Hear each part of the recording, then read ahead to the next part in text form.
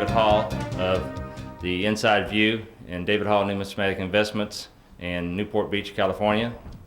I'd like to present some strategy to take advantage of those possible developments.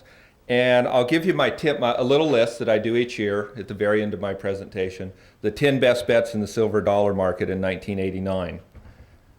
Before I talk about the next 10 years, I'd like to talk about the last 3 years, because in the last 3 years, there has been a total revolution in the rare coin industry. The rare coin industry has changed more dramatically than it ever has since it started in this country, and there has been a coin market in this country since just after the Civil War. These 3 years have been the most dramatic out of the last 130. And what has happened has been 3 things. First of all, there has been a change in volume that is just undreamed of. To give you an example, a major wholesaler at a show like this might sell $200,000 or $300,000 worth of coins. One of the top guys at the major show of the year, the ANA, might sell $1 million. That's a good show in a good market. At this year's ANA, this July, there were 5 different dealers that had shows where their sales were between $4 and $5 million each. Okay, it's undreamed of, and the people here will testify that 10 years ago was a $5 million show. With a pipe dream, just absolutely no way it could happen. It's already happened, and it's going to get bigger. A huge increase in volume has taken place in the last 3 years. And when you go, if you're the top coin dealer and you sell $1 million, that's a lot. When you go to $5 million, think about it, some of you are businessmen, it's very significant development. Second thing is the liquidity in the coin industry. I don't know how many have been involved more than 5 years in silver dollars and rare coins. Okay, you got, come on, George. I saw you sleeping a little earlier. That hand up there.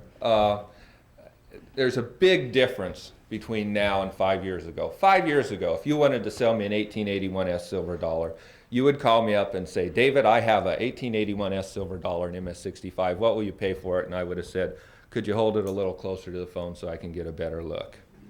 You had to send the coins around, and this guy appraised it, and that guy appraised it. And it'd take you months and months and months to do one transaction. Now you can pick up the phone and sell $100,000, $200,000, $300,000, $400,000, $500,000 worth of coins in a couple hours. Sell 30 grand to this guy, 50 grand to this guy. There's a sight unseen market for coins. And in case you really don't think that politics has an effect on rare coins, we call the 76-80 bull market the Jimmy Carter bull market. And Jimmy's no longer with us. However, I'd like to say, Lloyd Bentsen said that Dan Quayle was no John Kennedy. I'd like to say George Bush is no Ronald Reagan. And quite frankly, not only do I know it, is there anybody here that doubts that George Bush is not Ronald Reagan? Does everybody understand that? Okay. The world, particularly the world financial leaders, the central banks of the world, realize that George Bush is no Ronald Reagan. And we will have problems financially that will translate into a resurgence of this desire to buy rare coins and all tangible assets. And it's already happening. And I don't know whether they're going to call the next 4 years the George Bush bull market, but it is here and it's already happened. And you can already see that coin prices have gone up. How many here were lucky enough to buy coins in March or April when prices were a lot cheaper? Okay. We have already started in a politically motivated bull market in rare coins. The second factor that affects rare coins is inflation. No matter what anybody tells you, coins are an inflation hedge. And you can see Jimmy Carter brought us 20% inflation and 1,000% increase in rare coin prices. Does everybody remember that? 20% inflation? They were an inflation hedge in the 1970s too, in the Richard Nixon bull market. Remember when inflation got up to the absolutely unacceptable level of 6% a year?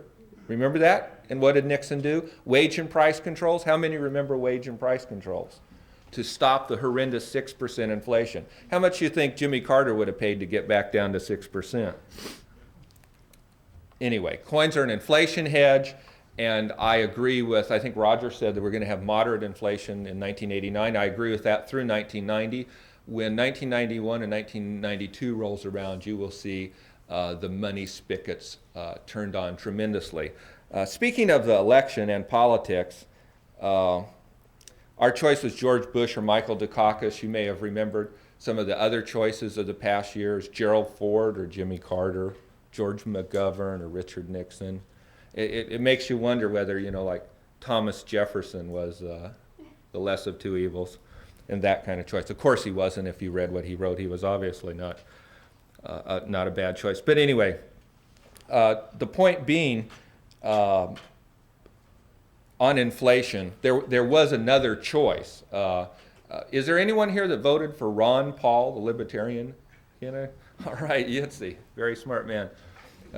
Okay, he was a former congressman from Texas who said, I'm out on this deal. I'm not going to run and be a Democrat or Republican. I'm going to be the Libertarian candidate for president.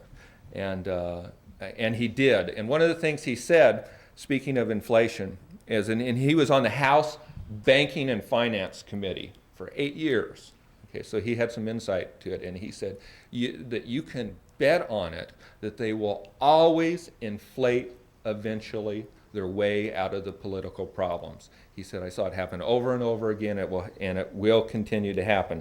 So look for some big inflation come 1991 and 1992. And we're also already seeing a little bit of it in the commodity runs that we've had. Price of farmland is up for the first time in 8 years. We're seeing a return of the inflationary psychology, and you guys who've been involved should know what that means for rare coins. Finally, gold and silver bullion is a big factor in the coin market and a big factor in the silver dollar market. There's no direct connection.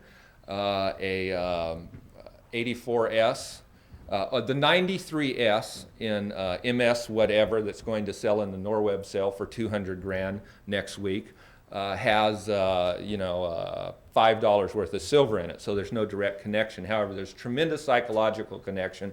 All of these guys will tell you their phone rings more when gold and silver comes up.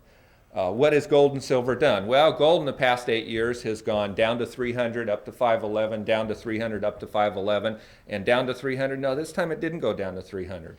And there's like unbelievable support for gold in the 360 to the 400 range. Worldwide, all the countries will buy gold. The Japanese are buying gold because to them it's $80 an ounce, literally, in their currency.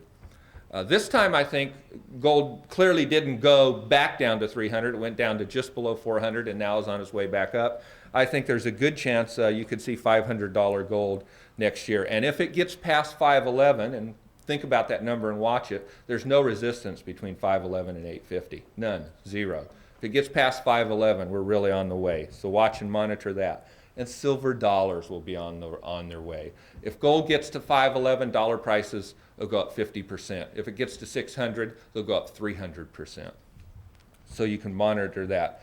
The last factor is the market cycles. Our lives have been like a broken record for the past 20 years. Certainly our checking accounts have been like this up and down cycle. It's a 6-year cycle. In fact, there's one coin dealer, Martin Paul, who says that weight is goes cyclically and is inversely proportional to cash flow. So there's a 6-year cycle in the coin market, and like clockwork since 1970, it's been 4 years up, 2 years down, 4 years up, 2 years down, 4 years up, 2 years down, ending this April.